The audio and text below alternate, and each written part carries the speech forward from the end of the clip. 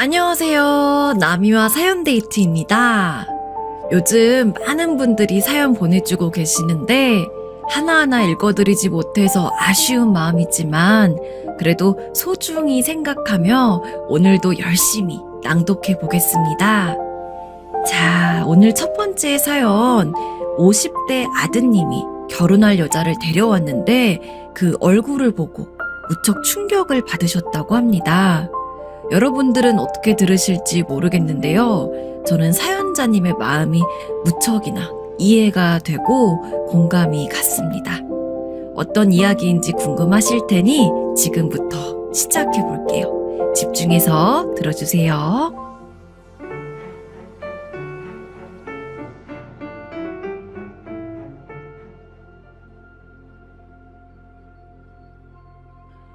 안녕하세요. 저는 50대 아들을 둔 엄마입니다. 정말 가슴이 답답하기만 하는 상황에 그저 울분만 토하다가 이럴 바에야 어디에든 말을 해서 마음이 조금이라도 시원해지는 게 낫겠다 싶어 글 몇 자 적어봅니다. 부디 끝까지 들어주신다면 감사하겠습니다. 먼저 이 이야기를 하려면 제 아들의 이야기부터 해야 할 것 같습니다. 제 아들은 인생의 대부분을 공부에만 쏟으며 학문의 길을 걸어온 학자입니다. 비록 중간에 되돌아와야 했지만 유학까지 다녀왔고 어찌저찌 대학원까지 졸업하여 지금도 쉼없이 공부를 해야만 하는 직업을 가지고 있어요. 그래서인진 모르겠으나 혼기가 알맞게 들어찼던 나이에도 집에 틀어박혀 공부만 주구장창 하면서 만난다는 여자도 없고 선을 보래도 볼 생각도 시간도 없다며 거절하기 일쑤라 제 속을 까맣게 태우곤 했었죠. 그날도 여느 때와 다름없던 어느 날이었습니다. 아들에게 제발 좀 선이라도 보라고 권하던 중이었는데 잠시 뜸을 들이더니 글쎄 자기가 요즘 만나는 사람이 있다면서 거절을 하는 겁니다. 저는 정말 깜짝 놀랐습니다. 수십 번을 권해도 지금은 시간이 없다. 아직은 생각이 없다만 연불처럼 외면서 거절을 했었는데 만나는 사람이 있다고? 정말 지금까지 단 한 번도 만나는 사람이 있다는 얘기를 한 적이 없는데 만나는 아가씨가 있다니. 이게 꿈인지 생신지도 모르고 당장 그 아가씨 데려오라고 했습니다. 그때는 이게 기회다 싶고 이번 기회를 놓쳐선 안 된다는 생각밖에는 들지 않았습니다. 상대 아가씨도 저희 아들과 나이대가 비슷할 것 같아서 피차 결혼을 논의하기도 좋다고 생각했고요. 아들도 안 된다거나 제게 소개를 시켜주기 싫은 눈치는 아니더군요. 다만 당장은 안 되고 그 아가씨한테 시간이 되는 날을 물어본 다음에 식당이든 어디든 분위기가 괜찮은 곳에서 정식으로 소개를 시켜주겠다고 했습니다. 그리고 덧붙이기를 안 그래도 소개시켜주려고 했는데 타이밍을 놓쳤다고 하더라고요. 아들이 그 아가씨한테 진심이구나 싶었어요. 아들이 마음에 들어하는 아가씨니 어련히 좋은 사람 같았지만 아무래도 존재 여부를 알게 되니 그날 이후로 틈틈이 만나는 아가씨가 어떤 사람이냐, 어디서 만났냐, 뭐하는 아가씨냐 계속 물어보게 되었습니다. 아들은 그저 멋쩍은지 웃기만 하고 명확히 이렇다 할 답을 주진 않아서 만난다는 아가씨가 점점 궁금해졌습니다. 그렇게 궁금증이 극에 달했을 때쯤 아가씨를 소개시켜 주겠다고 하더군요. 이번 주말에 자기도 그 아가씨도 시간이 난다며 식당을 예약해뒀다고 했습니다. 아무래도 아들에게 여자친구를 소개를 받는 건 처음이다 보니 걱정이 되기도 하고 기대가 되기도 하고 처음 만나는 자리이니만큼 평소에는 걸리적거려서 하지 않던 목걸이도 하는 등 신경을 써서 준비했던 것 같습니다. 식당에 가서 자리에 앉을 때까지만 해도 들뜬 마음이었는데 이게 웬걸 저희 아들과 만나고 있다는 그 아가씨가 그 사람이었을 줄은. 아가씨 얼굴을 보자마자 너무 놀라고 당황스럽고 묻어두고 다신 열지 않을 줄로 알았던 억울함과 화가 드러나선 표정 관리가 안 되었습니다. 그쪽에서도 절 알아봤는지 표정이 싹 굳더군요. 아들은 그런 저와 그 사람을 보더니 걱정스런 표정을 하고는 묻더라고요. 엄마, 왜 그래? 어디 아파? 갑자기 안색이 안 좋아 보이는데? 지연아, 오는 길에 무슨 일 있었어? 표정이 굳었는데. 아들이 옆에서 무슨 일이냐, 어디 아프냐 묻는 소리가 들리는데도 전 아무런 대꾸도 하지 못하고 그 아가씨의 앞으로 가서 뺨을 올려 붙일 수밖에 없었습니다. 20년 전의 일이 떠올랐으니까요. 엄마, 이게 무슨 짓이야? 이러려고 소개시켜달라고 한 거였어? 이럴 줄 알았으면 소개 안 시켜줬어. 이거 놔. 너희 나쁜 년, 찾을 땐 나오지도 않더니 이제 와서 어딜 그 뻔뻔한 낯짝을 들고 여길 와. 동현이 너 인연이 어떤 년인 줄 알아? 정말 어이가 없어서. 네 입으로 말해봐. 죄송합니다. 정말 죄송합니다. 그때는 그럴 수밖에 없었어요. 죄송해요. 뭐가 죄송해. 지연아, 대체 무슨 일이야? 무슨 일이 있었길래 엄마가 이래? 응? 엄마, 설명이라도 좀 해봐. 죄송하긴 했니 정말? 너 그 돈 어디 있어? 빨리 그 돈 내놔. 지금 당장 내놔. 내 눈에 피눈물 흘리게 하더니 지금 내 아들과 결혼을 하겠다고? 내가 너와 전생에 무슨 죄를 지었길래 이렇게 엮이니? 안 되겠다 이년. 당장 경찰서 가자. 내가 너 콩밥 먹이고 말 거야. 엄마, 뭐 하는 거야? 제발 그만해. 제발 그만하고 진정 좀 하시라고. 어머님, 죄송합니다. 제가 다 설명드릴게요. 제가 왜 이랬는지 여러분들도 황당하실 겁니다. 하지만 저에겐 그럴 수밖에 없는 이유가 있었습니다. 이제부터 그 이유를 설명드리겠습니다. 저는 20년 전 서울에서 평범하게 장사를 하고 있었습니다. 규모가 크진 않았으나 매출도 괜찮았고 가장 중요한 매출 면에서 신경을 쓸 일이 많지 않아 그런지 비록 빚을 끼고 연 가게였지만 빚 때문에 힘들다는 생각은 들지 않았습니다. 다행히도 직원들도 좋은 사람들로만 들어와서 사람 문제로도 스트레스를 받았던 적이 없었던 것 같네요.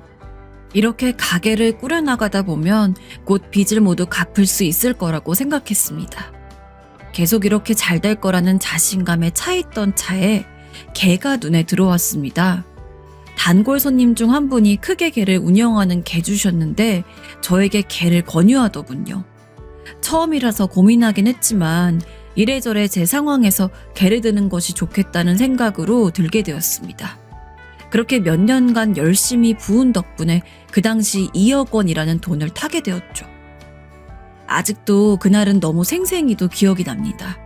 너무 기분이 좋아서 하루 종일 날아다니는 듯한 기분이었거든요. 그때 직원 한 명이 제게 물었죠. 사장님, 무슨 기분 좋은 일 있으세요? 응? 오늘 개돈 받는 날이거든. 와, 정말요? 기분 진짜 좋으시겠네요. 열심히 부으셨잖아요. 응, 정말 꽁돈 같고 좋네. 그런데 돈에 대해 함부로 입을 놀리던 게 실수였던 것 같습니다. 즐거웠던 그 기분도 오래가지 못했습니다. 쇼핑백에 담아놓고 카운터 깊숙이 넣어놓은 갯돈이 잠깐 화장실 간 사이에 사라졌기 때문입니다. 범인은 오픈 초기 멤버였던, 아마 눈치들 채셨을 것 같은데 지금 아들과 결혼하겠다고 난리인 그 여자였습니다. 제가 갯돈 탔다며 직원들에게 일 끝나고 맛있는 거 사주겠다고 말한 게 잘못이었죠. 허나 그 돈은 제게 목숨과도 같은 돈이었습니다. 빚 갚을 돈, 우리 아들 유학 비용, 돈이 없어진 걸 안 뒤로는 정말 미친 듯이 찾아다녔습니다. 결국 범인은 그 여자로 밝혀졌지만 이미 늦은 뒤였습니다. 솔직히 우리 가게에서 정말 성실히 일해주고 마치 딸 같아서 늘 월급도 더 얹어주며 잘해주었는데 그 애가 범인일 거라곤 상상도 못했습니다. 배신감에 하루하루 속이 타들어가는 것 같았어요. 그때 앓던 화병이 얼마나 어마무시했는지 여러분은 상상도 못할 겁니다. 그렇게 그 여자는 신기루처럼 제 전 재산이나 다름없는 돈을 가지고 도망갔습니다. 그리고 저는 하루아침에 길거리에 나앉을 운명에 처했었습니다. 경찰에 신고도 해보고 스스로 발바닥이 부르트도록 그 친구를 찾아다니기도 해봤는데 결국 찾지 못했습니다. 이렇게 전 재산을 모두 날린 건가? 전 재산을 날리는 게 이렇게 쉬운 일이던가? 정말 눈앞이 캄캄해서 콱 죽어버리고픈 심정이었습니다. 제 자신이 너무 바보같이만 느껴졌죠. 아파트를 담보로 가게를 낼 돈을 마련한 건데 당장 빚을 갚을 돈이 모두 사라졌지. 수중에 남은 돈도 없지. 넋이 나간 채로 가게를 운영해서인지 나쁘지 않던 매출도 뚝뚝 떨어지지. 매출이 떨어지니 직원은 줄일 수밖에 없지. 직원을 줄이니 퀄리티가 떨어지지. 악재가 겹쳐 결국 가게마저 닫을 수밖에 없었습니다. 아파트만은 어떻게 해서라도 넘기고 싶지 않았지만 가게마저 잃은 상태에서 아무리 생각해도 방도가 없어 결국 은행에 넘어가게 되었습니다. 어떻게 사람이 나한테 이럴 수가 있나? 어떻게 이렇게 될 수가 있나? 그 뒤로 술독에도 빠졌다가 하루 종일 한탄하면서 가슴을 두드리다 멍이 들기도 하고 눈물로 매일을 지새는 힘든 나날을 보냈습니다. 하루아침에 집도 가게도 돈도 없이 폭삭 망해버리니 사람이 제정신을 유지하기가 힘들더군요. 그렇게 살다가 아들 덕에 정신을 차리고 그나마 살만해진 게 최근의 일인데 아들이 내내 힘들게 살아야 했던 이유이자 제 삶이 폭삭 내려앉게 된 이유인 그 아가씨가 아들의 여자친구라니. 찾을 때는 꼭꼭 숨어서 머리카락 한 올도 보이지 않더니 괜찮아지려는 이제 와서야 얼굴을 들이미는 이유가 무엇인지, 운명의 장난이라면 왜 이리 가혹한 것인지. 그날 이후로 찾지 않던 하늘의 신에게 새삼 원망하는 마음이 들었습니다. 도무지 가라앉을 기미가 보이지 않는 화에 시근덕대며 전 아들에게 이 모든 상황을 설명했습니다. 뺨을 올려붙인 이유와 우리가 힘들게 살아야 했던 지난 날들. 솔직히 저는 당연히 아들이 그 친구와 더는 만나지 않겠다 이야기할 줄 알았습니다. 그런데 아들의 반응은 영 다르더군요. 엄마, 과거는 과거일 뿐이야. 지연이가 과거에 분명 잘못을 했던 건 맞지만 어린 마음에 그랬던 거고 지연이도 사정이 있었겠지. 지금은 그 일을 반성하고 있을 거야. 혹시 돈 때문에 그런 거면 내가 줄게. 이자까지 쳐서. 그러니까 엄마도 이만. 미쳤니? 그 돈을 네가 왜 줘? 동현이 네가 뭘 잘못했다고 제 잘못을 대신 덮어줘. 우리가 누구 때문에 힘들게 살았는지 몰라서 이래? 네가 누구 때문에 유학기를 접고 왔는데, 우리 집안이 누구 때문에 폭삭 내려앉았는데. 그리고 얘, 너 입이 있으면 말을 좀 해봐라. 어떻게 동현이 뒤에 숨어서 한마디를 안 하니? 그럴 수밖에 없었단 말이면 단 줄 알아? 여기서 무릎을 꿇고 싹싹 빌어도 모자랄 판에. 어머, 얘 누가 보면 내가 엄한 사람 잡는 줄로 알겠다. 피해자인 척 눈물 글썽이면 다인 줄 알아? 울 거면 내가 울어야지 네가 왜 우니? 아니면 네가 뭘 잘못했는지 모르겠어서 그래? 기억이 안 나? 기억나게 해줘? 엄마, 그만해. 엄마 지금 많이 흥분했어. 이러다 쓰러져. 응? 그만하고 오늘은 이만 가자. 아, 지연아, 너도 잘 들어가고 난 엄마 모시고 가야겠다. 들어가면 꼭 연락해. 연락? 무슨 연락을 해? 너 내 아들한테 연락할 생각도, 얼굴 볼 생각도 하지 마. 그 다음날 저는 경찰서에 가서 자문을 구했습니다. 20년 전의 분노와 더불어 나의 유일한 희망인 아들까지 빼앗아가려는 도둑년에게 어떻게든 죗값을 받게 하고 싶었습니다. 하지만 너무 오래된 사건이라 공소시효가 만료되었다고 하더군요. 우리나라 법과 경찰의 무능함에 다시 한번 치가 떨렸습니다. 도둑년이 대한민국 땅에서 떵떵거리고 도망다녔는데 시간이 지나니 공소시효 만료라니 정말 힘이 쫙쫙 빠지더군요. 이제 남은 방법은 아들의 마음을 돌리는 것밖에 없었습니다. 다행히 통곡을 하며 아들에게 조목조목 열변을 토하니 아들이 수긍하는 제스처를 취하길래 그렇게 끝난 줄 알았습니다. 아들도 그 친구 얘기를 더는 하지 않았고 저도 당연히 헤어졌겠거니 하고 더 묻는 일이 없었습니다. 그런데 그게 아니었습니다. 아들과 그 친구는 헤어지지 않았던 겁니다. 차라리 몰래 만날 거라면 걸리지라도 말지. 아들이 대학 동기들과 저녁 약속이 있다며 집에서 옷만 갈아입고 나갔던 날의 일입니다. 옷을 갈아입으면서 휴대폰을 놓고 간 건지 제 벨소리와는 다른 아들 전화의 벨소리가 울렸습니다. 받아야 하나 말아야 하나 일단 소리가 울리는 쪽으로 가는데 휴대전화의 액정에 지연이라는 이름이 떠있더군요. 지연. 네, 그 친구의 이름이었습니다. 그대로 눈이 뒤집혀져 전화를 받으니 오빠 언제 오냐는 둥, 보고 싶다는 둥 듣기도 싫은 말들을 짓거리더라고요. 참 그날 제 말은 귓등으로 듣고 흘려보낸 건지 뻔뻔하기 그지없다는 생각뿐이었고 그렇게 대꾸 없이 얘기를 듣다가 전화를 끊었습니다. 그 꼴을 봤으면서 아직도 만나고 있다는 것에 기가 차고 할 말이 없어지더군요. 한편으로는 아들에게 일말의 배신감까지 들었습니다. 내가 너를 어떻게 키웠는데 너는 내 삶을 모두 망친 사람과 기어코 사랑을 해야겠는 건지 아들에게 묻고 싶었습니다.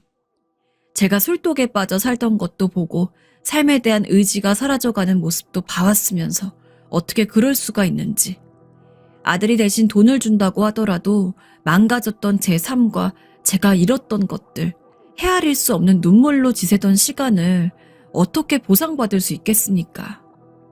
아들이 아니라 그 친구가 제게 직접 준데도 보상받을 수 없는 것들인데 돈을 준다면 지금의 내가 아니라 그때 갯돈을 막 빼앗긴 나에게 주는 게 맞지.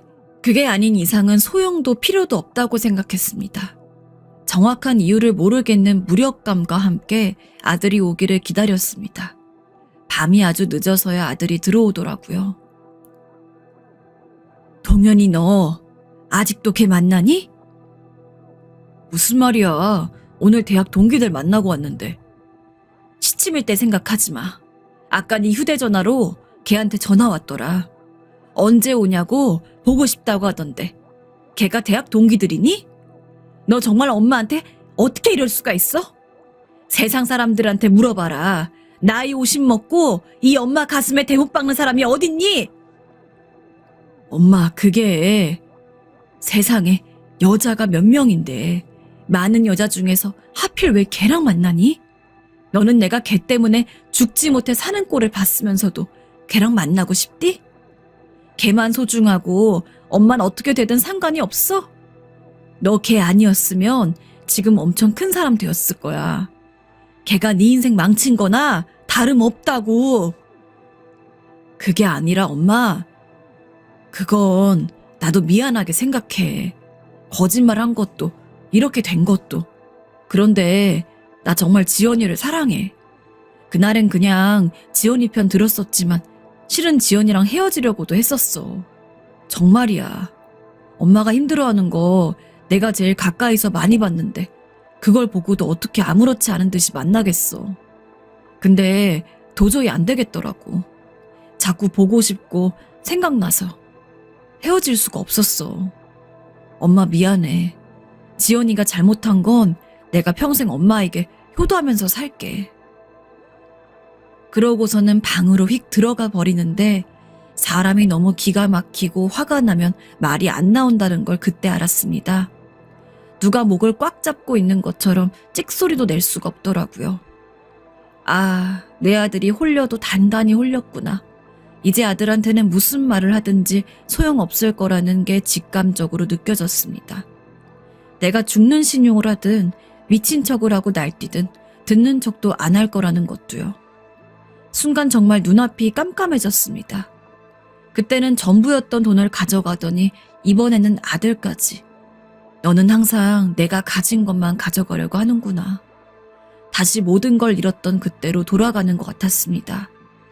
마음이 한없이 막막하고 어떻게 해야 하는지, 어디서부터 바로잡아야 하는지 방법이 하나도 떠오르지 않더라고요. 이대로 둘이 결혼이라도 하려고 들면 어떻게 해야 하나. 며칠 밤을 잠도 못 자면서 고민만 했던 것 같네요.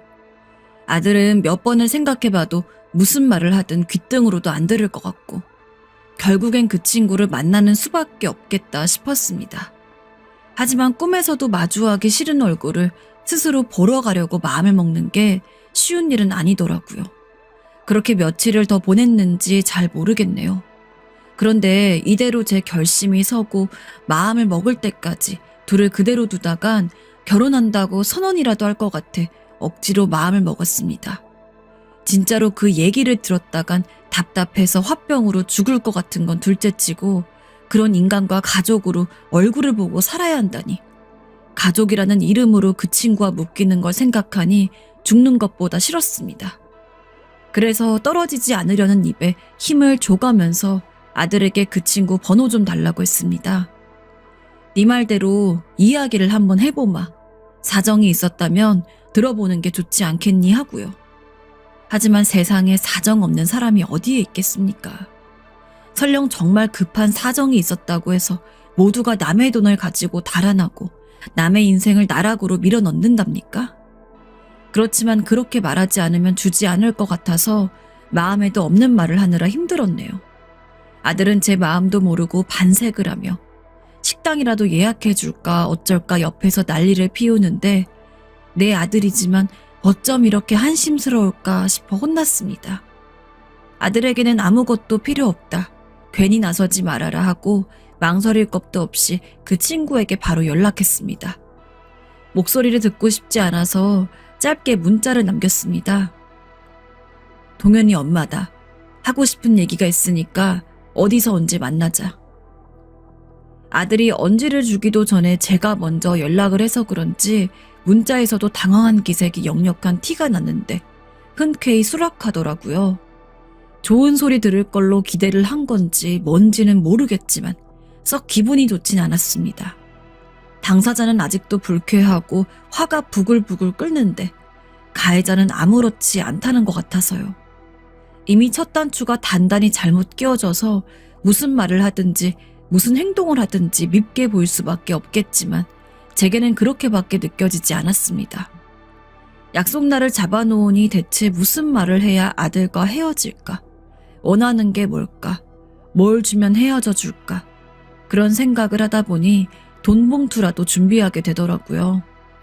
무슨 드라마 속의 못된 시어머니가 된 것 같아서 제 자신에게 어이가 없었지만 변명을 하자면 사정이야 어찌되었든 과거에 남의 피 같은 돈을 들고 달아난 전적이 있으니 돈을 주면 얼마나 좋아할 것이고 혹시 이걸 받으면 떨어져 줄 수도 있지 않겠나 하는 생각이 들어서였습니다.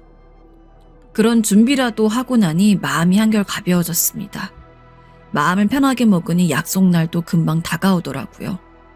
그렇게 오기를 바랬지만 영원히 오지 않기를 바라기도 했던 약속날. 카페에 먼저 도착해 그 친구를 기다리고 있었습니다. 목걸이 하나도 하고 가기 아까웠지만 편하게 보이기 싫어서 오히려 첫 만난 때보다도 꾸미고 갔던 것 같네요.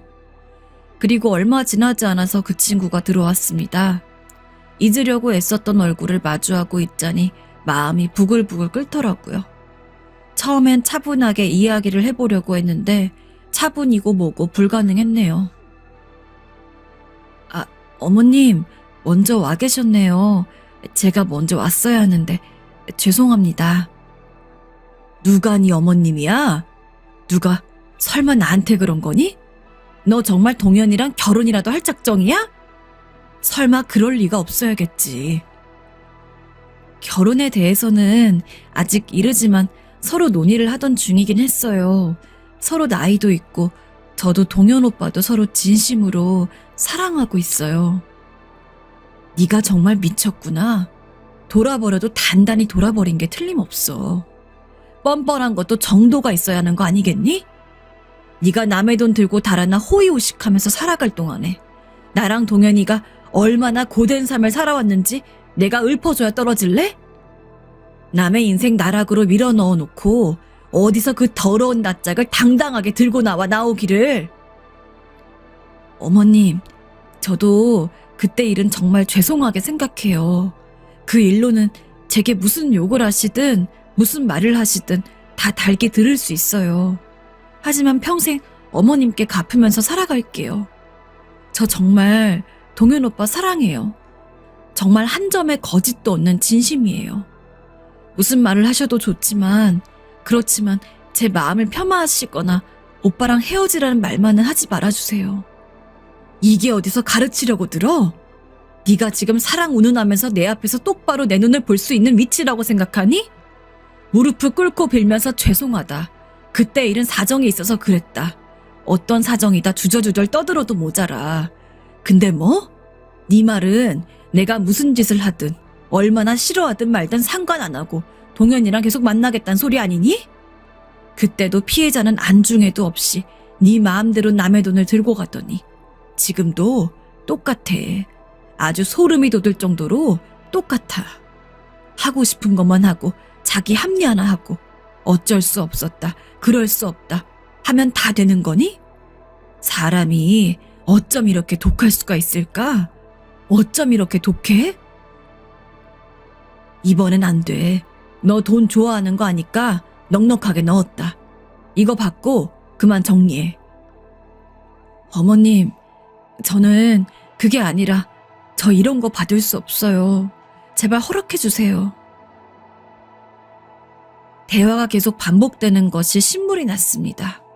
여전히 제가 잘못하고 있다는 듯이 용서를 빌기는커녕 눈물이나 짜내는 꼴을 보고 있자니 화보다도 기가 차고 어이가 없어지더군요. 내가 대체 전생에 무슨 잘못을 했길래 일생일대의 원수랑 이러고 있어야 하는 건지, 언제까지 이래야 하는지, 듣기 싫은 훌쩍이는 소리와 함께 한참을 창밖이나 보고 있자니 그냥 다 내려놓게 되었습니다. 겨우겨우 붙들고 있던 제 인내심과 자존심마저도 이걸 붙들고 있어봤자 무슨 소용인가 싶었습니다. 이제는 뻔뻔하다는 말 하기도 지치게 하는구나. 돈 액수가 부족했니? 2억이 아니라서 그래?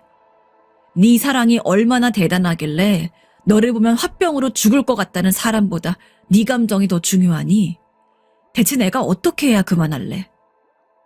내가 이렇게 무릎이라도 꿇으면 들어줄 거니? 동현이랑 헤어져 줄래? 어머님, 이러지 마세요. 얼른 일어나세요. 제발 부탁이다, 지연아.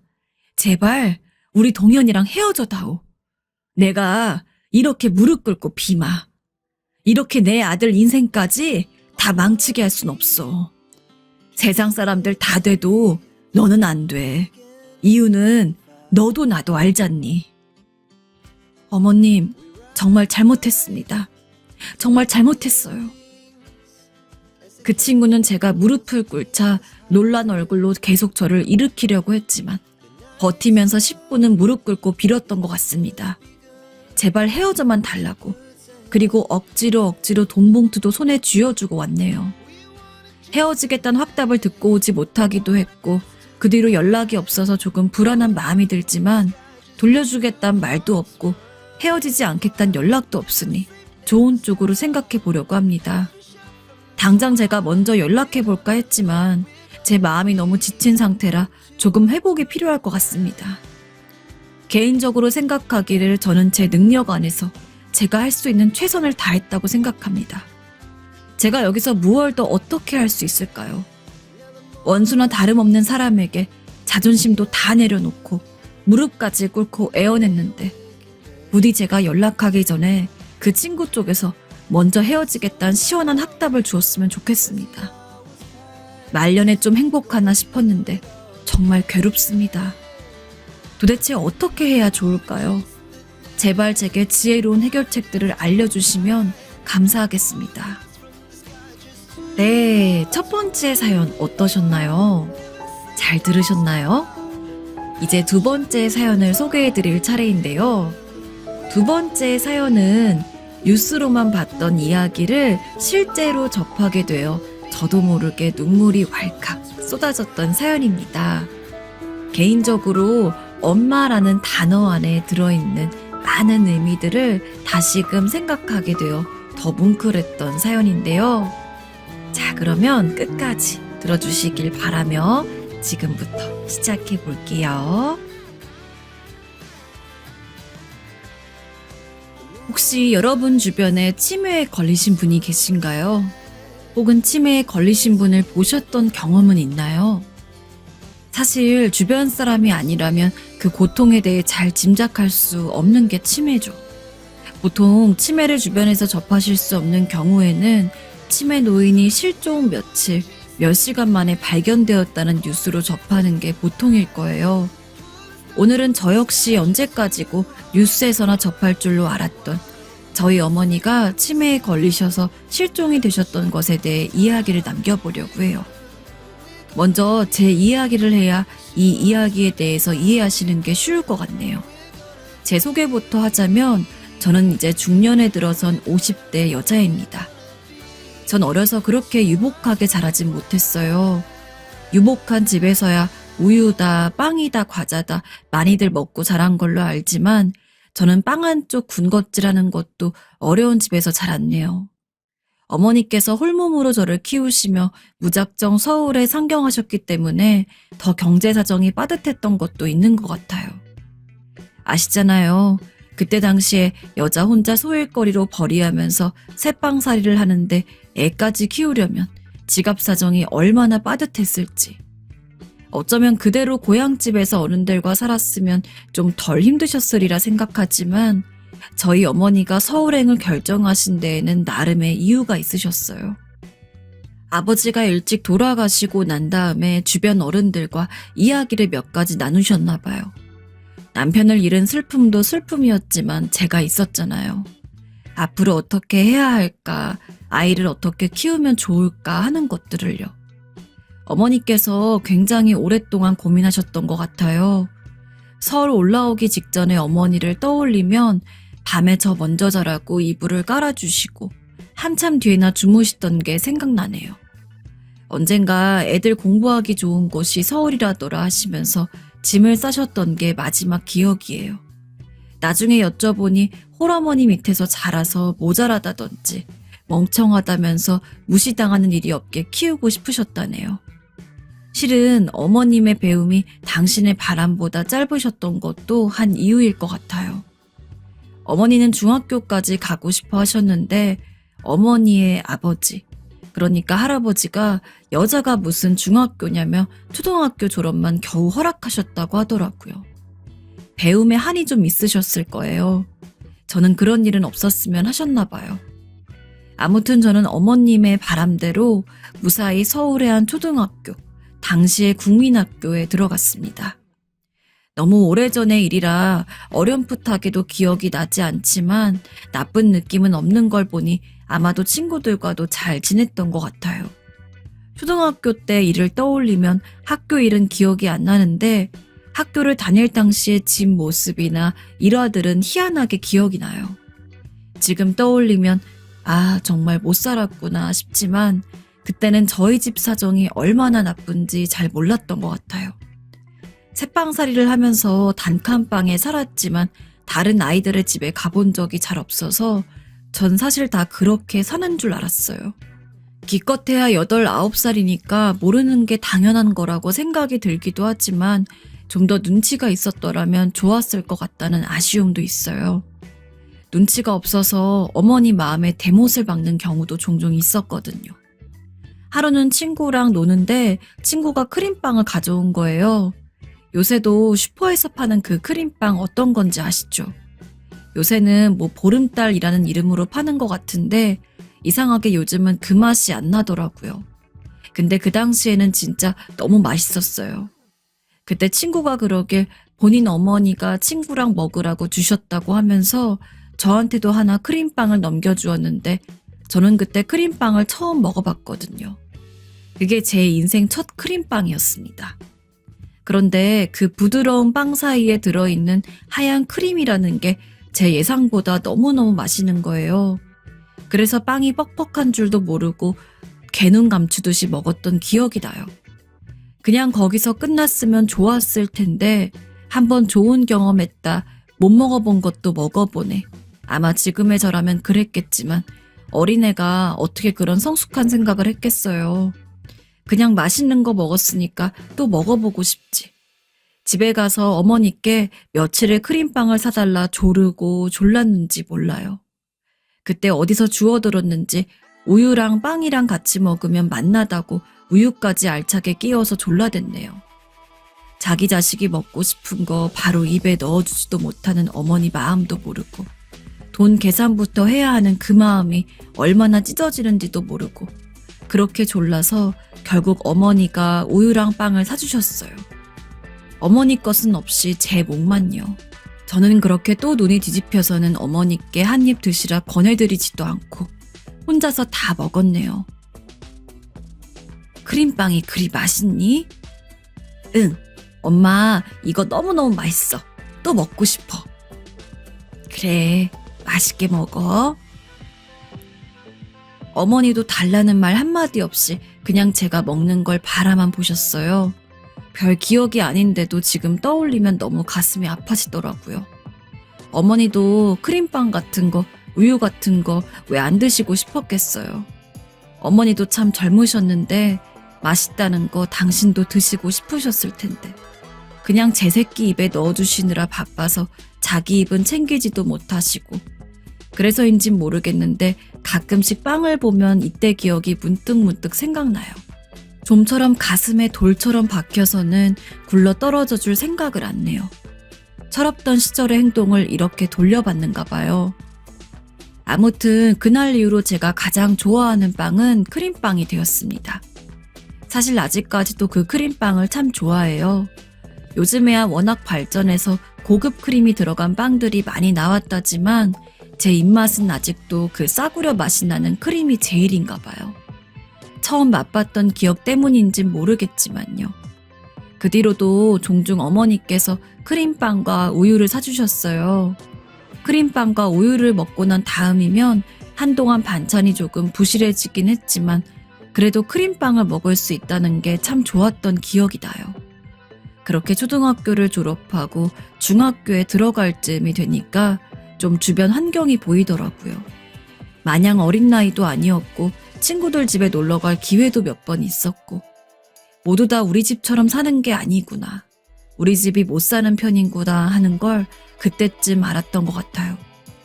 집에 친구들 초대하는 일도 일절 없어졌고 그때부터는 좀 덜 조르게 되더니 고등학생이 돼서는 준비물이나 꼭 필요한 돈 아니면 아쉬운 소리를 전혀 하지 않게 되었네요. 어머니도 어렴풋이 그런 걸 아셨는지 오히려 먼저 용돈 필요하지 않느냐고 물으시곤 했어요. 집 사정이 뻔히 보이는데 아쉬운 소리를 할 수는 없으니 매번 거절하다가 안 될 것 같아서 알바를 하기도 했었네요. 제가 쓸 돈은 제가 벌겠다면서 한편으로는 알바로 대학 학비까지 모아두려고 했었던 것 같아요. 그때 문득 아버지의 부재 때문에 이런 걸 수도 있겠구나 생각하기도 했어요. 아버지가 엄해서 알바 같은 걸 못한다는 친구들이 꽤 있던 걸로 기억하거든요. 제 아버지를 생각하면 기억나는 게 많이 없는 것 같아요. 두고두고 떠올릴 만한 추억을 제게 선물해 주시지 못하고 너무 어렸을 때 돌아가셔서 그런 것 같은데 돌아가셨다는 생각을 해도 애틋한 마음보다는 수긍하는 마음이 들어요. 아, 맞아. 돌아가셨구나. 그렇지. 하는 마음 있잖아요. 반면에 어머니를 생각하면 가슴이 먹먹해지면서 뭐라고 딱 정의할 수가 없는 감정이 섞여서 저를 슬프게 하네요. 50년을 살아오면서 40년 이상 제 세상의 가장 큰 부분을 차지한 게 저희 어머니라서 그렇겠죠. 당신의 삶을 모두 희생해서 제 삶을 빛내주던 분. 제게는 어머니가 어머니고 아버지셔서 더 애틋하고 특별해요. 그래서 대학까지 졸업하고 학교열이 높으셨던 어머니 덕분에 정말 좋은 곳에 취직한 후에는 온 마음으로 어머니를 모셨던 것 같아요. 어머니와 저 둘 다 한 번도 가본 적 없었던 좋은 레스토랑에 데이트를 가기도 하고 예전이라면 상상도 할 수 없었던 좋은 옷을 선물해드리고 어머니께서 하시던 소일거리들 모두 그만두시게 했었네요. 잠깐은 이제 우리 어머니 더 고생하지 않으셔도 된다고 기뻤는데 이미 다 트시고 거칠어진 손을 보니 마음이 아프더라고요. 앞으로 살아가고 아이들 키워내려면 그럴 수밖에 없었던 거겠지만 모두 다 제 탓 같기만 하고 죄송스러웠습니다. 그렇게 어머니를 모시고 계속 혼자 살려고 했는데 어쩌다 보니 좋은 사람을 만나서 가정을 꾸리고 아이들도 낳았습니다. 여기서 남편의 이야기를 잠깐 하자면 남편은 제가 대학에서 만난 대학 동기예요. 같은 과에 같은 동아리까지 들었어서 친하지 않기 힘든 친구 사이였답니다. 동아리원들 중에서도 유독 남편과 제가 죽이 잘 맞기도 했어요. 성향이 비슷하다고 해야 할까? 그래서 남편에게는 제 사정도 좀 이야기를 하게 되어서 어렴풋이는 제 사정을 잘 알고 있었어요. 제가 결혼을 하지 않겠다고 했던 것도 알고요. 남편이 제게 먼저 고백을 했었어요. 아무래도 잘 어울리고 죽도 잘 맞다 보니 마음이 생겼었나 봐요. 저도 남편에게 아예 마음이 없진 않았는데 왠지 그때 사귀게 되면 결혼도 하고 싶어지는 사람이 생길 것 같은 거예요. 내 어머니께 효도하기도 바쁜 삶인데 남편과 아이들까지 챙기려면 얼마나 어머니께 소홀해질까 싶어 처음에는 거절했습니다. 미안해. 네 마음은 알겠는데 난 그냥 혼자 이대로가 좋아. 그런데 남편이 저를 끈질기게 설득을 하더라고요. 내가 싫은 게 아니라는 거 안다. 결혼까지는 바라지 않겠다.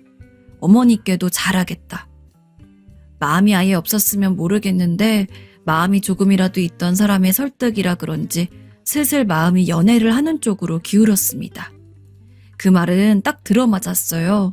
남편이 연애를 하는 동안 저희 어머니께 정말 잘했거든요. 데이트를 하다가 뭔가를 선물하면 항상 어머니 몫까지 생각해주고 맛있는 거 먹으면 어머니 드리라고 하나 포장해주고 오히려 결혼도 남편이 원했다기보다 제가 먼저 생각하게 되었던 것 같아요. 아, 이런 사람과 결혼한다면 할 수 있을 것 같다. 나도 가정을 꾸리고 살 수 있을 것 같다. 고백은 아까 남편이 먼저 했다고 했잖아요. 프로포즈는 제가 먼저 했습니다.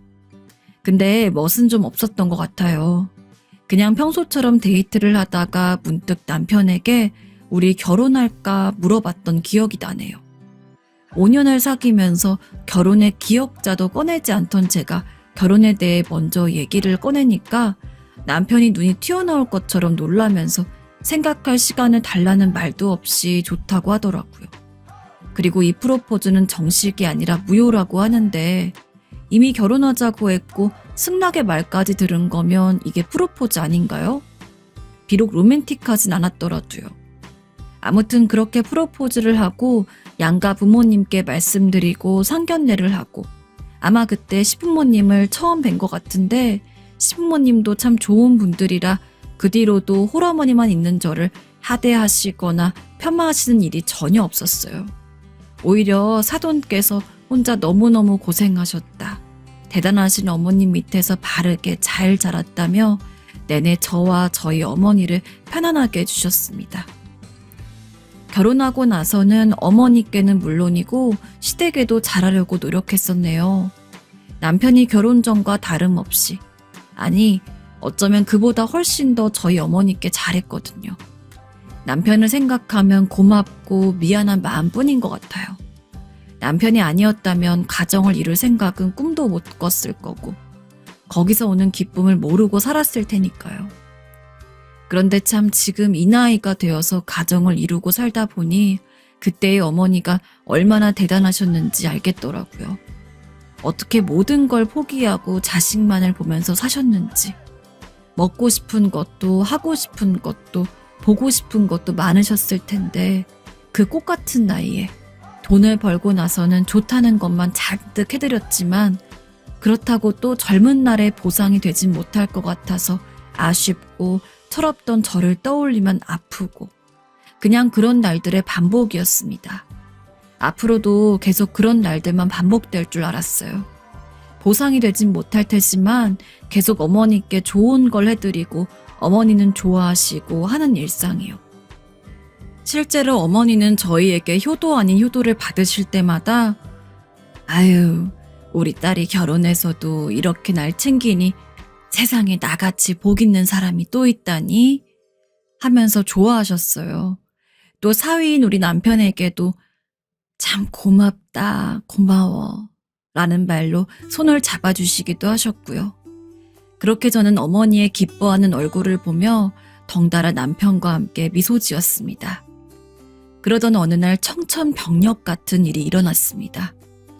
설마 열심히만 살아오시던 우리 어머니, 내 어머니가 그런 병에 걸리게 될 줄은 꿈에도 몰랐습니다. 꿈에서라도 알았다면 어떻게든 피할 수 있게 했을 텐데 아무도 제게 예고해주지 않았네요.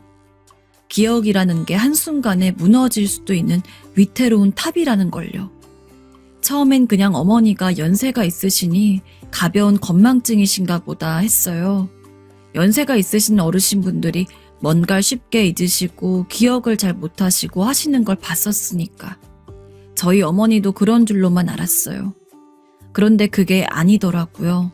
부끄럽지만 처음 저희 어머니가 단순한 건망증이 아닌 것 같다는 것도 남편이 알려주었어요. 기분 나쁘게 듣지 않았으면 좋겠다. 자기도 그냥 장모님이 건망증이라면 참 좋겠지만 어르신들 치매에 걸리시면 건망증처럼 잊으시기도 한다면서 검사해봐서 나쁠 거 없지 않겠느냐 하길래 남편 말처럼 정말 검사해서 나쁠 건 없으니까 평일에 하루 시간 내서 어머니 병원에 모시고 다녀올게 했습니다. 미리 아니라는 얘기를 들으면 마음이 편안해질 거고 치매는 초기 발견이 중요하다는데 겸사겸사 초기에 발견이 된다면 참 좋을 거고 걱정을 좀 하긴 했는데 가벼운 마음으로 갔던 것 같아요. 그때까지는 증상이 건망증 정도셨으니까 설마 우리 어머니가 치매일 리가. 내 어머니가 그럴 리가 없어. 하지만 세상 일이라는 게 그럴 리가 있더라고요. 정말 익숙한 레퍼토리죠. 병원에 어머니를 모시고 갔더니 치매라는 진단을 받았습니다. 기억을 잃는 병이라니 너무 무서운 병이잖아요. 게다가 완전한 치료제가 없다는 말이 왜 이렇게 무서운지. 처음엔 하늘이 이렇게 무너지는구나 싶었습니다. 이제야 겨우 우리 어머니가 좀 풍족한 환경에서 누릴 수 있는 걸 다 누리면서 살 수 있나 싶었는데 하늘이 어머니와 나를 버렸다고 밖에는 생각이 들지 않았네요. 어머니 앞에서는 오히려 과장될 정도로 요즘에는 의학이 발달해서 괜찮을 거다. 뭐다. 강한 척이란 척은 다 했는데 집에 와서 눈물로 몇 밤을 지샜는지 모르겠어요. 여보, 괜찮아. 장모님, 우리가 잘 도와드리면 돼. 요즘은 약도 좋은 게 나와 있으니까 너무 걱정하지 마. 옆에서 장모님과 우리가 잘 이겨낼 수 있을 거라며 다독여주던 남편이 아니었다면 진즉 다 놓았을 것 같아요. 그렇게 마음을 다잡은 저와 함께 어머니께서는 꼬박꼬박 병원에도 다니면서 치료를 받으셨지만 어머닌 점점 하나둘씩 잃어버리고 잊어버리시더니 점점 기억하시는 게 줄었습니다. 종종 대소변을 잘못 가리시기도 하고 저마저도 가끔씩 잊으실 때도 있더라고요. 아, 처음 저를 잊으셨을 때가 생각나네요. 지금에야 조금 익숙해져서 괜찮지만 저를 처음 보는 사람 대하듯 하신 어머니를 처음 보는데 치매를 진단받으셨을 때보다 더 사람이 이렇게까지 충격을 받을 수가 있나 싶을 만큼 충격적이었던 기억이 나네요. 때는 제가 시장에서 장을 보고 돌아왔는데 집에 있던 어머니가 절 보고 그러시더라고요. 누구세요? 엄마, 나잖아. 엄마 딸. 누군데 딸이라 그러는 거예요? 나한테 딸이 있다고요? 숨 쉬는 걸 잊어버려서 죽는데도 이것보다는 덜 고통스러울 것 같더라고요. 제 삶의 가장 큰 부분이 통째로 도려내지는 것 같았습니다. 나중에 정신이 좀 돌아오셔서 저를 보고 죽을 것처럼 미안하다고 하시는데 제가 무슨 말을 할 수 있었을까요? 저보다 더 힘든 건 어머니실 텐데. 그렇게 몇 달을 어머니 곁에 딱 붙어서 간병했던 것 같아요. 떨어져 있으면 저를 더 잊으실까 봐서 저를 잊지 않으셨으면 해서요. 혹시 치매 환자를 간병해 보신 적 있나요? 모든 병이 그렇겠지만 특히 치매는 주변 사람과 본인 모두 다 너무 힘든 병인 것 같아요. 점점 아기가 되어가는데 몸과 힘이 아기가 아니고 정신이 돌아온 본인도 너무나 힘들고 어머니가 저와 함께 하시면서 저를 잊지 않으셨으면 했지만 저도 아이가 있고 가정이 있고 쉬고 있긴 하지만 생업이 있다 보니 이렇게 몇 년이고 어머니만을 보면서 살 수는 없겠더라고요. 어머니께서도 당신 자식 힘든 걸 못 보겠다며 요양원으로 보내달라 계속 말씀을 하시긴 하셨어요. 근데 제가 많이 힘든데도 어머니를 막 보내야겠다 하는 결정을 할 수가 없었어요. 도저히 요즘 요양원 좋은 것도 알고 저보다 전문적인 요양사분들이 어머니를 더 편하게 할 수도 있다는 것도 머리로는 아는데 머리로는 알아도 마음이 알기 싫었어요. 남편도 제가 힘들어하는 게 보였는지 요양원 얘기를 조심스럽게 꺼내길래 남편이랑 몇 주 동안 이야기를 해보면서 서로 의견을 좀 나눴던 것 같아요. 그리고 요양원에 어머니를 보내드리기로 결론이 났습니다. 결론이 나고 꼼꼼하게 요양원을 알아보고 날짜를 조율하고 그날이 아마 어머니와 함께하던 마지막 주였던 것 같아요. 그날따라 낮인데도 피곤해서 깜빡 졸았던 것 같아요. 마음이 좀 풀려 있었는지 뭔지 평소라면 절대로 그러지 않았을 텐데 정말 피곤한 날이었나 봐요. 어머니가 현관문 밖으로 외출을 나갈 줄도 모르고요. 눈을 떠보니까 집 어디에도 어머니가 안 보이더라고요. 처음에는 어벙벙해서 이게 꿈인 줄로 알았어요. 잠 기운이 미쳐 다 달아나지 못해서 어머니가 없는 꿈을 꾸나 했는데 꿈일 리가 있나요? 그때가 겨울쯤이었던 것 같은데 겉옷만 겨우 챙겨 입고 나갔던 걸로 기억해요. 날이 따뜻하면 모르겠는데 겨울은 너무 춥잖아요. 어머니가 겉옷을 입고 가셨는지 아닌지도 모르고 오랫동안 추운 밖에 계시면 가뜩이나 몸도 연로하신데 어디 잘못되시는 건 아닌지 걱정 때문에 미쳐버릴 것 같은 마음이 들었고 그렇게 경찰에 신고부터 했습니다. 어머니가 중증 치매에 걸리셨는데 집을 혼자 나가셨다고 그 뒤로 남편에게도 연락하고 일단 혼자서 미친 듯이 어머니를 찾아다닌 것 같아요. 진짜 누가 보면 미친 사람인 줄 알 정도로 정신없이 어머니가 가실 만한 곳을 중점으로 두고 동네 구석구석 다 찾아봐도 어머니가 안 계셨어요. 이대로 어머니를 못 찾는 건 아닌가. 절망적인 생각만 계속 들고 눈앞이 캄캄해서 어떻게 해야 할지도 모르겠더라고요. 길거리를 5시간이 넘도록 헤맸는데 못 찾으니까 내 힘으로는 도저히 안 되나 보다 하면서 경찰에 연락이 오기만을 두 손 꼭 잡고 있었던 것 같네요. 그렇게 2시간쯤 지났나? 경찰에서 연락이 왔습니다. 저희 동네에서 멀리 떨어진 도로가에서 어머니를 발견하셔서 인근 경찰서에서 보호를 하고 계신다고. 연락처가 적힌 팔찌를 하고 계셔서 연락이 더 쉬웠다고. 팔찌를 맞춰둔 나에게 감사하고 빼지 않고 끼우고 계셨던 어머니께 감사하고 그제야 숨을 좀 쉬겠더군요. 남편에게 찾았다고 전해준 다음에 거의 날다시피 경찰서로 간 것 같습니다. 경찰분들께 너무 감사하더라고요. 말로는 다 표현도 못할 만큼. 장장 7시간 만에 찾은 어머니는 생각보다 얇은 차림은 아니셨어요. 다행히 제가 항상 챙겨드리던 겉옷을 입으셨더라고요. 이상한 점이라면 추우신지 양쪽 손을 가슴에 대고 계셨던 점이랄까? 엄청 따뜻한 차림이 아니긴 해서 그러실 수도 있겠구나 싶었어요. 그리고 그 모습을 보니까 안도감이 들더군요.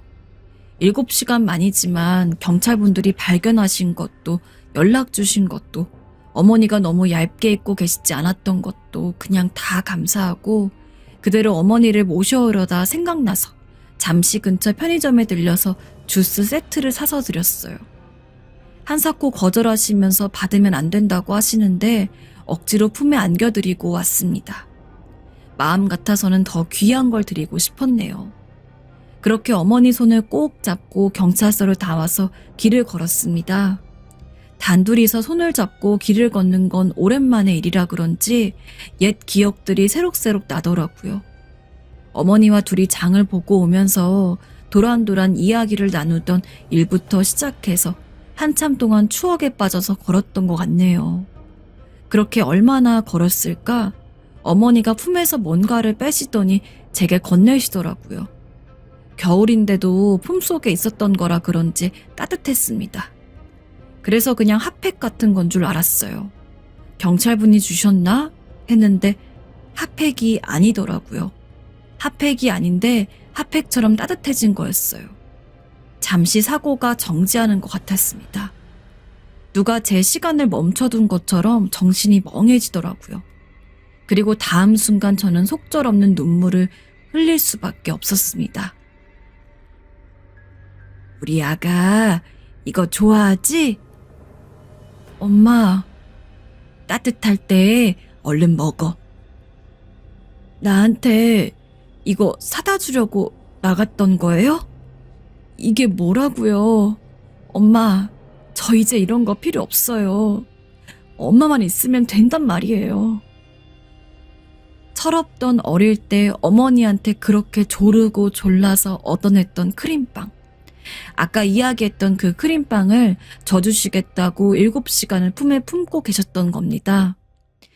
따뜻하지 않을 수가 없었던 거예요. 애초에 밖을 나가신 이유도 아마 정신이 없으신 와중에도 당신 자식이 좋아하는 거 사다 주시겠다고 나가셨던 것 같아요. 그러다가 집에 오시는 길을 잃어버리고 크림빵이 겨울바람에 차가워질까봐 품에 넣으시고 7시간을. 그 순간에도 어머니 몫은 여전히 없다는 게 마음이 아프더라고요. 오로지 제 것만, 딱 하나만 있으니까. 그리고 그 호칭. 그때 그 시절로 돌아간 것 같았어요. 실은 엄마가 어렸을 때 저를 아가라고 부르셨거든요. 우리 아가, 우리 아가.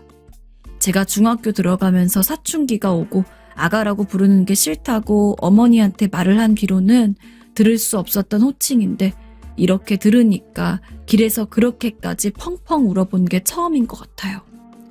한 손에는 크림빵, 한 손엔 어머니 손을 부여잡고 지나가던 분들이 무슨 일이냐고 물어볼 만큼 사람이 눈앞이 안 보이고 숨이 안 쉬어질 정도로 울 수가 있구나를 알았습니다.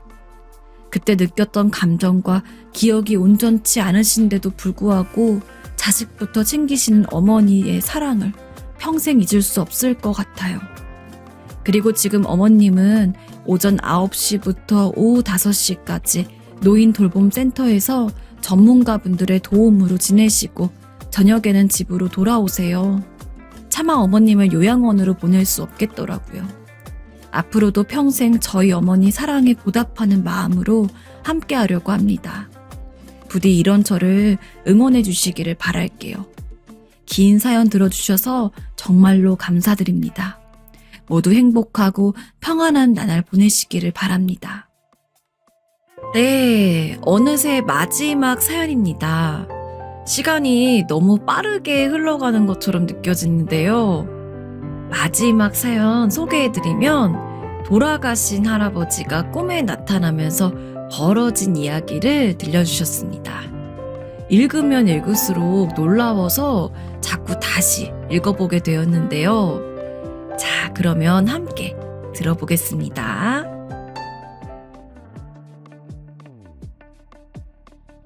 저는 살면서 딱히 누군가에게 보호를 받지 못하고 지내왔다고 생각했는데 사람이란 결국 이렇던 저렇던 간에 다 주변인들이 곁을 내주었기 때문에 살아가더군요.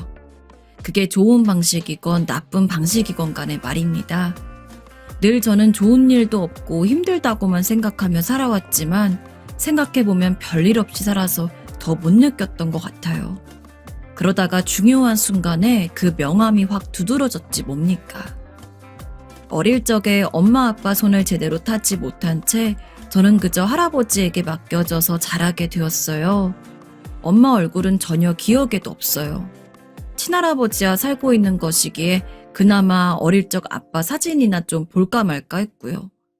제가 초등학교 5학년이던 무렵 아빠가 할아버지에게 저를 맡겨둔 채 그대로 잠적해버리셨고 성인이 되어 한참 시간이 지난 지금까지도 저는 그 행방을 모릅니다. 할아버지도 얼마나 힘드셨을까요? 아들과 며느리가 종적을 감춰버리고 그간 잘 보여주지도 않던 손녀를 갑자기 키우라고 놓고 가버렸고요. 부인인 할머니 역시 그 무렵에 돌아가셨기 때문에 한참 적적해하시고 마음이 힘드셨던 때 같아요. 아내도 무엇도 없이 혼자 농사를 지으시면서 여유 있지 않은 상태로 살아가고 계셨어요. 당시 지병도 있으셨고 웬만하면 누군가의 도움을 받는 게 더 편하셨을 텐데요. 그렇게 성치 않은 몸으로 할아버지는 저를 계속해서 잘 키워내 주셨어요. 당시 형편은 좋지 않았고 혼자 농사로 살림을 일궈나가시는 편에 경제적인 여유는 없었는데요. 이상하게 뭔가 이때부터 제 삶의 방향이 그전과 달라진 것 같았어요. 그간 엄마 없이 아빠와 살아올 때 저는 늘 눈치만 봤고 누구에게 제 감정을 잘 토해내지도 못했습니다. 속상한 일이 있어도 말하지 않고 참아야 했고 아이가 아이답게 내보일 수 있는 모습들이나 어리광을 조금도 하지 못하고 자랐어요. 그래서 제 안에는 뭔가 쌓여있는 것들이 더 많았고요. 그런 저에게 할아버지는 마치 모든 걸 다 쏟아내도 되는 커다란 바구니처럼 양팔을 다 벌리고 서 있는 존재 같았어요. 할아버지와 지내는 얼마간이 지나고부터 저는 입을 열게 되었고 제가 그렇게 말이 많았는지 스스로도 놀랄 정도였거든요. 시시콜콜 별거 아닌 이야기들을 늘어놓게 되었고 그때마다 할아버지의 반응은 한결같았어요. 할아버지, 나 오늘 받아쓰기 100점 맞았어요. 아이고, 그래? 대단하구나. 선한이가 참 잘했구나. 역시 우리 손녀야. 할아버지는 저에게 대단한 걸 해주지 않았지만 어쩌면 저에게는 돈 주고 살 수 없는 대단한 것을 주셨어요. 바로 눈을 맞추고 제 말에 귀를 기울여 들어주는 그 모습을 말이에요. 엄마 아빠가 있는 아이들에겐 당연히 누릴 수 있는 그것을 저는 보통 느껴보지 못하고 컸어요. 그래서 사람들과 눈을 맞추는 것도 잘 못했고 늘 자신 없어 피했고 누군가 나를 당연히 외면하고 미워할 것이라는 것을 예상하고 사람을 대했어요. 그러다 보니 친구들과도 잘 어울리지 못하고 늘 폐쇄적이었는데요. 할아버지는 늘 진흙이 가득 묻은 손이 내 옷에 닿지 않게 몸 뒤로 팔을 뻗으시고는 코를 제 머리 위에 비비며 애정어린 인사를 해주셨어요. 학교에 다녀오면 밤일을 하고 계시다가도 집어던지고 절 보고 뛰어오시곤 했어요. 그러곤 땀을 닦으면서 마루에 앉아서 저에게 보리차를 따라주시고 정겹게 말을 이어가셨어요. 이후 학교에서 소풍을 가게 될 때에도 할아버지는 동네 아줌마들이나 할머니들한테 물어보시고 김밥도 서툴게 싸서 도시락을 만들어 주셨어요. 그리고 식구가 한 명 늘었고 밥을 챙기는 건 오롯이 할아버지가 하실 수 있는 일이라 나름 여기저기 많이 물어보시고 노트에다 적어가면서 요리 방법들을 익혀오셨더라고요. 소풍 가서 여러 번 도시락 안에는 우엉과 고들빼기 같은 것들을 눌러 담고 소세지와 단무지, 약간 엉망으로 만들어진 계란지단이 들어간 김밥이 있었어요. 그리고 제가 잘 먹는 백김치도 한쪽에 있었는데 그게 다 쏟아져서 김밥 한 줄과 섞여 약간 냄새도 났고요. 깔끔하게 잘 싸운 친구들 도시락을 보니 약간 기가 죽어 뚜껑으로 가리고 먹긴 했지만 이때 할아버지에게 눈물 나게 고마웠어요.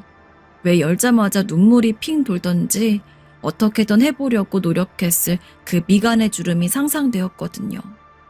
하지만 좀 더 곤란한 게 있었으니 바로 제가 첫 생리를 했을 때에는 여간 당황한 게 아니었어요. 하필이면 학교에서 새버려서 선생님도 놀라셨어요. 다행히 친구들이 제대로 보지 못한 상태로 선생님은 저를 양호실로 데려가셨고 그 길로 집으로 돌려보내셨는데요. 어느 정도 상식으로 알고는 있었지만 정말 어째야 할지 모르겠더라고요. 당장 이 상태로는 찜찜하고 내일도 학교를 가야 하는데 어쩔 수 없이 힘들게 할아버지에게 한두 마디 말을 뗐어요. 할아버지, 나 어떡해? 할아버지는 어정쩡하게 서서 그 이상 말을 않는 저를 보고 눈이 휘둥그레지시더니 옷을 빨아야 될 것 같다고 말하는 제 말에 얼른 주변을 보고 눈치를 채셨더라고요. 그리고 저는 너무 무안하고 민망해서 방으로 들어가 버렸고 어찌해야 될지 몰라서 난감했어요. 그런데 그렇게 오래 지나지 않아서 옆집 슈퍼 아줌마가 제 방문을 두드리시더라고요. 얼굴을 트고 인사도 잘하고 지내는 분이었는데 좀 놀랐어요. 선아야, 나 여기 용진 슈퍼 아줌마야. 잠깐 들어가도 될까? 아줌마는 그대로 들어오시더니 저한테 말씀을 하시더라고요. 오늘 많이 놀랐지? 이제 어엿한 아가씨가 되었구나. 아줌마 딸도 딱 선아만 할 때 시작했어. 여기 여성용품도 같이 갖고 왔는데 어떻게 쓰는지 모르지. 설명을 해줄게. 이러면서 차근차근 알려주시고 주의해야 될 점, 몸을 따뜻하게 하고 잘 지켜야 한다는 그런 참고사항까지 가르쳐 주셨어요. 알고 보니 너무 당황한 할아버지께서 그나마 안면이 있고 말이 될 것 같은 슈퍼 아줌마를 찾아가서 엄청 힘들게 부탁을 하셨더라고요. 우리 손녀가 생리를 시작한 것 같은데 엄마도 없고 할머니도 없고 자기는 남자라서 어떻게 해줘야 할지 모르겠다고 말이에요. 아무튼 그때 그렇게 저는 주변에 여자 어른이 없어서 첫 시작은 그렇게 해버렸으나 감사하게도 아줌마의 도움으로 이후로는 잘 대비할 수 있게 되었어요.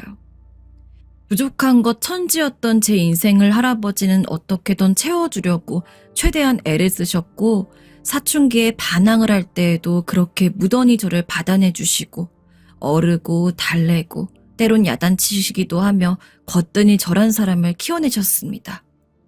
그런데 한 가지 참 죄송한 것이 제가 사춘기 때 할아버지에게 크게 대든 적이 한 번 있어요. 집 형편이 좋지 않다 보니까 다른 집 애들이 갖고 있던 것들이 괜히 셈이 나고 부러웠던 적이 있는데 그걸 할아버지에게 토로한 거였어요. 나도 가방 갖고 싶어.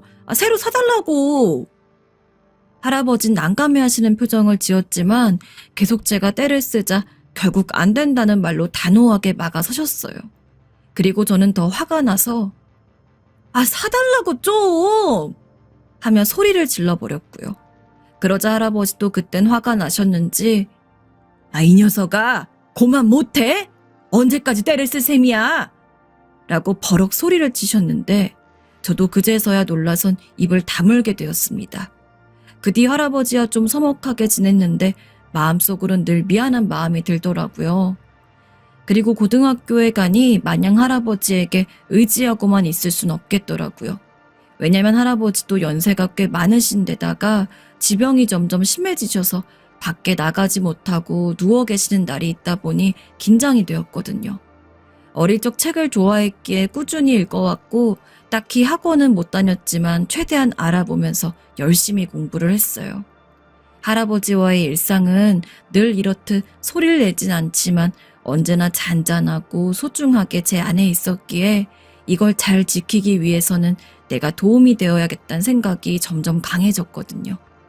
그렇게 해서 몸져 누워서 한창 앓으신 할아버지에게 저는 명문대학에 합격했다는 소식을 알리게 되었어요. 그 과정은 무척 힘들고 고루하게 느껴졌지만 처음으로 제가 읽어낸 이 결과에 대해 무척 큰 성취감을 갖게 되었어요. 할아버지는 믿을 수 없다며 너무나 기뻐하셨고 그때 누워서 그렇게 발그레하게 웃으시던 얼굴이 아직도 제 가슴 한쪽에 깊게 남아있어요. 우리 선아는 해낼 줄 알았어. 그럼 누구 소녀인데 말이야. 선아는 당연히 해낼 거야 그럼. 할아버지는 제 자존감 그 자체였고 저를 믿어주고 지켜봐주고 응원해주셨어요. 그런데도 제가 시집갈 때까지는 본인이 정정해야 한다면서 그렇게 무리해서 밭으로 나가시는 바람에 어떤 날은 다치시기도 하고 저도 점점 마음이 조급해지더라고요. 안 되겠어서 결국 졸업 전 무렵 과외를 하면서 알바를 했고 조금씩 수입이 생기다 보니 돈이 모이는 재미를 알게 되었어요. 하지만 할아버지는 끝까지 저에게 제대로 된 직장을 가졌으면 좋겠다고 하시더라고요. 열심히 공부했으니까 선아가 더 큰 곳으로 나갔으면 좋겠구나. 우리 선아는 앞으로 얼마나 더 멋있게 변할까 너무 기대된다. 돈에 치중하지 말고 얼른 사회로 나가길 바라시기에 결국 저는 큰 고민을 한 끝에 과외를 그만두고 취업 준비에 열중하게 되었어요. 하루하루 할아버지의 병환이 썩 좋지 않아서 그 와중에 면접이며 많은 것들을 준비하느라 무척 힘들기도 했어요. 그래도 저는 할아버지에게 꼭 취업한 제 모습을 보여드리고 싶었고 새로이 발을 들인 세계에서 일어나는 상황들도 여전히 전하고 싶었어요. 이 무렵에는 거의 계속 누워서 생활하고 계셨고 제가 과외 때 알바하며 모아두었던 돈들을 생활비로 쓰느라 힘들긴 했어요. 그런 상황을 미안해하시는 할아버지 모습에 전 더 바짝 각을 잡고 준비를 했고 거의 몇 달간을 잠을 제대로 못 자면서 병간호와 취업 준비에 힘썼어요. 그렇게 어렵사리 제 모든 것들을 몰아넣고 준비를 했는데 좋은 일들이 단번에 제 손에 쥐어졌다면 좋았으려만 제가 너무 욕심을 냈던 걸까요? 아니면 정말 인생은 제 편이 아닌 걸까요? 그렇게 바랬던 기업 취업은 성공을 했지만 그 이후에 펼쳐지는 날들을 할아버지와 나눌 순 없게 되었어요. 이쯤에서 예상하시는 분들이 계시겠지만 할아버지는 제가 합격 연락을 기다리고 있을 무렵 무척 위독해지셨고 제가 자리를 비운 사이에 심장마비로 숨을 거두게 되셨습니다. 아무리 그래도 그렇지 손녀가 취업했다는 소식만이라도 듣고 가시면 안 되었을까 싶어 전 얼마나 애달게 울었는지 모릅니다. 이 또한 제 욕심일지도 모르겠지만 할아버지 역시 간절하게 그 여부를 알고 싶어 하셨으니까요. 너무나 기쁘게 결실을 맺었음에도 불구하고 저는 제대로 그 기쁨을 음미하지 못한 채 힘들게 할아버지의 장례를 준비했고 어렵사리 그렇게 보내드리게 되었어요. 취업을 하게 되면 작은 방을 얻어 할아버지를 모셔올 생각이었으나 그렇게 할 수도 없었고 그간 살았던 집을 정리하고 저는 서울에 올라오게 되었어요. 혼자 몸으로 시작한 서울살이는 어찌 보면 어려웠지만 그래도 그간 할아버지랑 살면서 요리도 제법 해서 혼자 웬만한 건 할 줄 알았기 때문에 고달프지는 않았어요. 저는 더 악착같이 돈을 모았고 그렇게 제 많은 꿈들을 지지해 주시던 모습을 떠올리며 열심히 살아야겠다고 생각을 했어요. 처음 취업 준비할 때 함께 모였던 사람들 역시 외국 한번 안 나가본 제가 영어나 외국어를 몇 가지 준비한 것들을 보고 무척 격려를 해주었는데요. 회사를 다니면서 문득 그 생각이 나더라고요. 직장을 다니면서 한번 통역사를 준비해볼까 싶어서 여기저기 알아보는데 너무 바쁜 상황에 있기도 했고 좀처럼 여유가 나지 않았어요. 그래도 한 번은 그쪽에 꿈을 가졌으니 잊지 않아야겠다는 생각에 관련 동호회를 들었는데요. 쭉 이어진 활동들을 하다 보니 어느새 통역사에 대한 꿈은 흐려졌고 직장에서 차근차근 승진을 하면서 그저 동호회 친목에만 집중하게 되었어요. 사실 저는 어릴 때부터 크게 인간관계를 제대로 해보지 못했고 대학 때도 과외하랴 할아버지 아프신 거 돌봐드리랴 정말 정신이 없었어요. 그러던 차에 진짜 혼자가 되어 서울에 올라와 직장을 다니게 되었고 원룸에서 투룸으로 옮겨가고 조그만한 빌라를 얻게 되었어요. 그러면서 일에 여전히 집중하고 돈도 모으긴 했지만 한편에는 외로움이 늘 떠나지 않았어요. 제법 괜찮은 지역에 집을 얻어서 혼자서도 잘 살아가고 있고 사회생활을 하는 여성으로서 구색도 갖추고 있었지만 그 공허함은 해소되지 않더라고요. 그나마 대학 때 친했던 친구가 저에게 연애를 하라고 하는데 딱히 뭔가 와닿진 않았어요. 부모님의 결혼 생활이 너무나 불행했다는 것을 알아서 그런지 내키지가 않더라고요.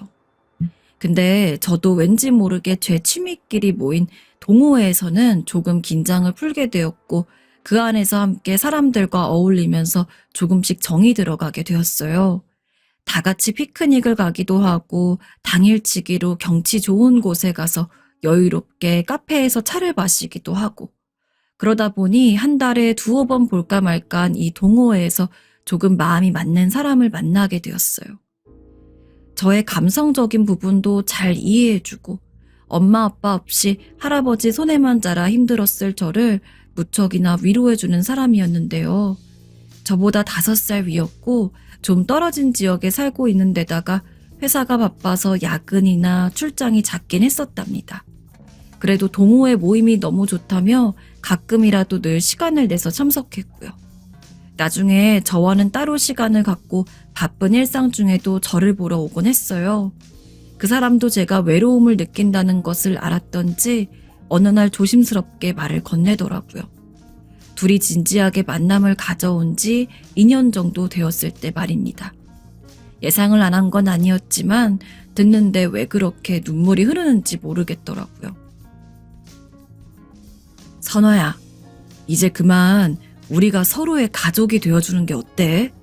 매번 바빠서 이렇게 짧게 얼굴을 보는 시간들이 너무 아쉬워. 우리 더 오래오래 보자. 저도 마치 기다렸다는 듯이 그 프로포즈에 수락을 하게 되었고, 우리는 빠르게 결혼 절차를 밟게 되었어요. 그 사람 역시 부모님이 이혼을 하셔서 아버님과 어머님이 따로 사시기에 그나마 연락을 계속해온 어머님을 만나 인사를 드렸어요. 그때 약간 아쉬웠던 것이 할아버지가 이때까지 계셨더라면 어땠을까 싶어 좀 서글펐어요. 나를 키워주고 지켜보신 어른이자 가족으로서 곁에 계셨다면 좋았을 텐데. 결혼식장 들어갈 때에도 같이 손잡고 들어가면 얼마나 좋을까 싶더라고요. 양가 어른들 분위기가 그렇다 보니까 조촐하게 작게 가족들끼리 식을 올리기로 했지만 저는 그 직계 가족마저 없는 입장이라서 조금 마음이 무겁긴 했어요. 그래도 남자친구는 편하게 말해주더라고요. 우리끼리 사랑해서 결혼을 하는 건데 왜 그렇게 신경을 써? 서로 상처가 많았기 때문에 우린 더 잘 살 수 있을 거야. 우리 앞만 바라보자, 선아야. 정말 어쩜 이런 복스러운 사람을 만난 건지. 아마도 할아버지가 먼저 떠나시면서 마음이 편치 않아 저에게 이런 사람을 보내주신 거란 생각이 들 수밖에 없었어요. 남자친구는 아직 혼자 계신 어머니의 병원을 돌보고 있는지라 여윳돈이 많이 없는 상황이었지만 여유가 되는 제가 돈을 더 내서 신혼집을 얻어도 될 것 같더라고요. 저는 제법 큰 회사에 취업한 일에 적지 않은 연봉을 받으면서 빼곡하게 모았고 현재 혼자 살고 있는 집도 있고 해서 상황이 나쁘지 않았어요. 되도록 한 해를 넘기지 않고 얼른 시작하는 게 더 경제적으로 좋을 것 같아서 지인들에게도 청첩장을 돌렸고 예식장 투어도 함께 다녔어요. 여기저기 예쁘고 럭셔리한 식장들을 돌아보니 제가 정말 30대가 되어 결혼을 한다는 게 실감이 나지 않았고 무뚝뚝하고 표정이 없던 저를 그만큼 성장시켜주신 할아버지가 견딜 수 없이 보고 싶었습니다. 아빠고 뭐고 다 필요 없으니 할아버지만 제 손을 잡고 같이 걸어가 주시면서 축복해 주셨으면 얼마나 좋을까 싶었고요. 그렇게 웨딩드레스와 메이크업 등 많은 패키지들을 알아보고 신혼부부 카페에도 가입해서 집 인테리어도 살펴보고 있던 중에 저는 무척 이상한 일을 겪게 되었습니다. 그 일은 번복해서 몇 번을 일어났고 그런 일을 겪을 때마다 일이 도통 손에 잡히지 않고 신경도 날카로워졌고요. 처음에는 결혼 준비하며 많은 신부들이 예민해진다던데 그래서 컨디션이 나빠져서 그런 줄 알았어요. 근데 아무리 생각해도 저처럼 이렇게 흉몽을 꾸고 식은땀을 잔뜩 흘리게 되는 건지 도통 이해가 안 가더라고요. 인터넷 커뮤니티에 글을 올려봐도 다들 그냥 민감해서 그런 거 아니냐고 하는데 어떻게 똑같은 내용의 꿈을 일주일에 2-5번씩 일정하게 꿀 수 있는 걸까요? 그 꿈을 제가 흉몽이라고 표현하긴 했지만 사실 이렇게 표현하는 자체가 모순이 있다고 느껴질 정도로 좀 묘한 상황이에요. 바로 할아버지. 제가 그토록 그리워하고 보고 싶어하는 할아버지가 꿈에 나오신다는 것이었어요. 누구보다 할아버지를 만나고 싶어 했던 제 마음을 아시는 건지 진짜 꿈에서 희미하게 할아버지 얼굴 윤곽을 봤을 때 너무 놀랐는데요. 울컥하고 기뻐하는 마음이 아니라 뭔가 찝찝하고 누군가 아래에서 저를 막 끌어 잡아당기는 듯한 불편한 감정이 솟아오르더라고요. 그리고 정말 이상한 것은 그렇게 할아버지는 어렴풋이 제 꿈에 나타나선 계속 반복적으로 뭔가를 말하셨어요. 초반에는 이 꿈 분위기만 집중해서 자세히 몰랐는데 갈수록 할아버지는 뭔가 입을 벌려 말하고 계셨어요. 자꾸 뭔가를 안 된다고 말하시는 것이었어요. 매번 긍정적으로 격려해 주시던 할아버지답지 않게 안 돼, 안 돼 이런 말만 번복하고 계시니 과연 꿈이긴 하다 싶더라고요. 꿈은 반대니까요. 하지만 그렇게 넘기기에는 계속 같은 이미지를 수번째 꾸고 있으니 마냥 마음을 놓을 수만도 없었어요. 영문을 모르는 상황에서 답답해하고 누군가에게 시원하게 털어놓기도 좀 뭐했는데 그 무렵쯤 저도 잠을 잘 못 자고 한창 컨디션이 좋지 않고 신경이 곤두서 있긴 했어요. 그래서 그런지 몰라도 남친과 만날 때도 별로 말도 없고 그냥 피곤하다는 기색만 하게 되는지라 좀 미안하더라고요. 결혼을 얼마 안 남기고 있는데 너무 짜증만 내는 것 같아서 간만에 남자친구 집으로 찾아가게 되었어요. 연애하면서 매번 우리 집에서 만나다가 제가 도시락을 준비해서 처음 들리게 되었는데 이상하게 아무리 벨을 눌러도 답이 없더라고요. 그래서 전화를 걸었어요. 민준 씨, 지금 어디야? 나 집이지. 우리 자기 무슨 일 있어? 집? 전 아무리 봐도 계속 눈으로 호수를 확인하면서 둘러봤지만 집에 불은 꺼져 있었기에 얼른 답이 나오지 않더라고요. 저기, 나 집 앞인데 집에 아무도 없는데? 집 앞이라고? 응, 해사랑 빌라 여기 아니야?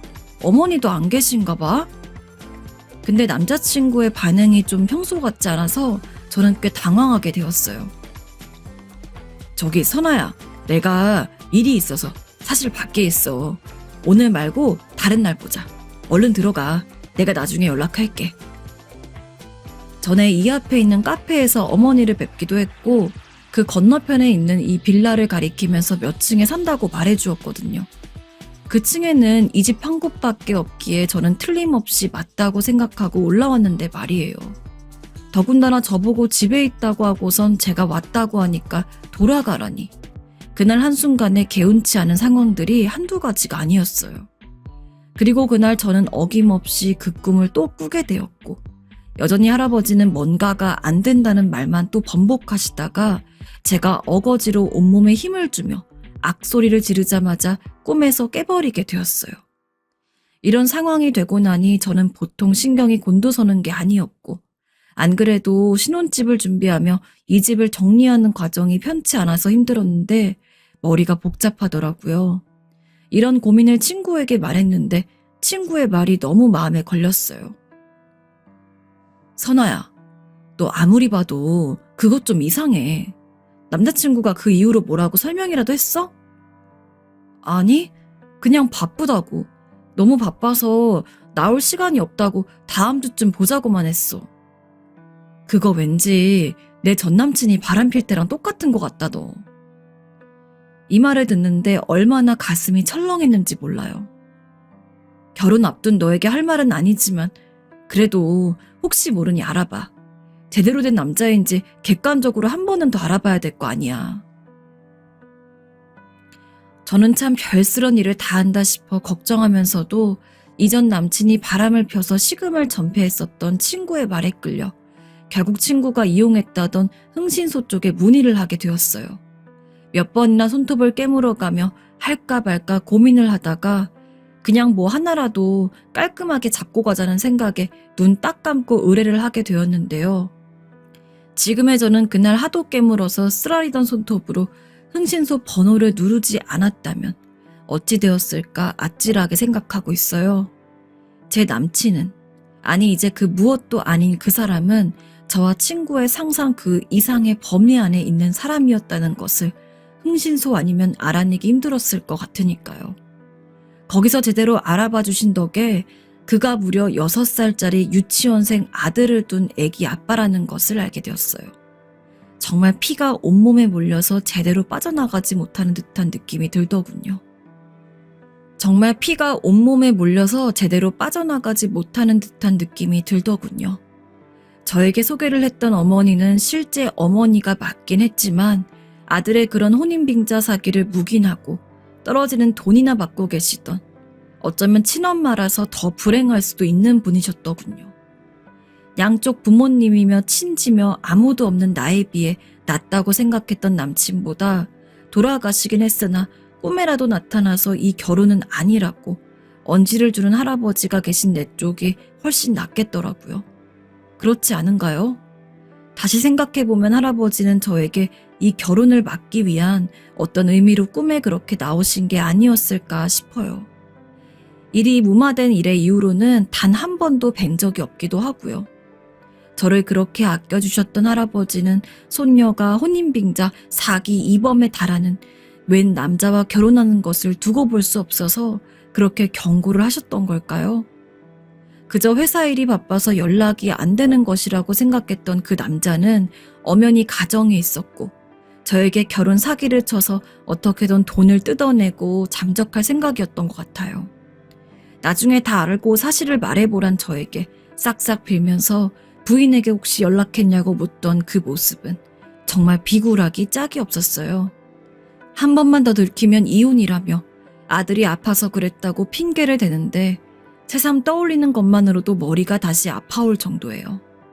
아직도 생각할수록 뒷골이 땡기고 우라가 치밀지만 파혼이 이혼보단 낫겠다 싶어서 회사도 조용히 다니고 있어요. 다들 제 눈치를 보며 더 이상 묻지 않아서 그나마 다행이기도 하고요. 아무튼 그때 잠깐이나마 제 꿈에 나타나서 위기를 알리셨던 할아버지를 생각하면 참 마음이 몽글몽글해지고 많은 생각들이 오갑니다. 저는 그 힘을 업어 더 열심히 살아가야겠다고 다짐하게 되었어요. 그리고 삶에 대한 맷집을 좀 더 키웠다고 생각하려고 해요. 혼자지만 혼자니까 더 현명하게 앞길을 잘 헤쳐나갈 수 있으리라 믿어보려고 합니다.